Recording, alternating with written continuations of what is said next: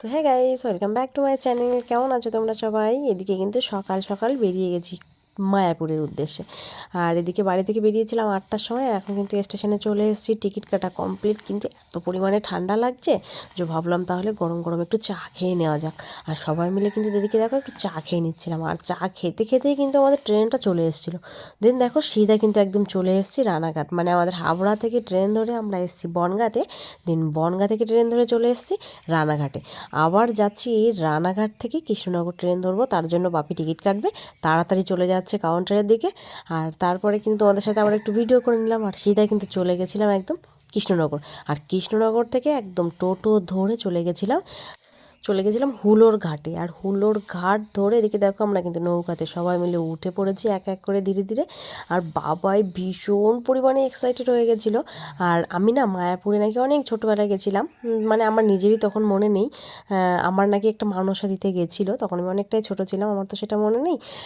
But তারপরে কিন্তু আমি আর যাইনি সেখানে, এইবার আসা।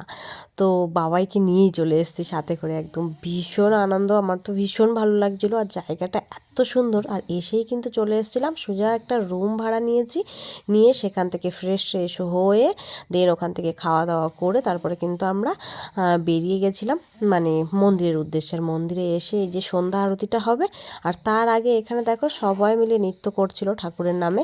তো সেইখানে আমি বাবাই বোন মানে ফ্যামিলি সহ সবাই মিলে এখানে একটু ঠাকুরের নামে নৃত্য করে নিলাম, করে নিয়ে দেন চলে গেছিলাম কিন্তু আমরা আরতিতে।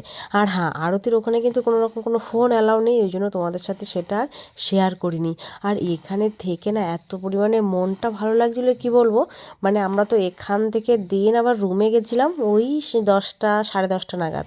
এত ভালো লাগছিলো মনে হচ্ছে আরও মানে এর ভিতরে ঢুকেই না মন্দিরের ভিতরে এসে যেন চারিদিকে শুধু ঠাকুরের নাম হচ্ছে, ওই জন্য মনটাও ভরে গেছিলো।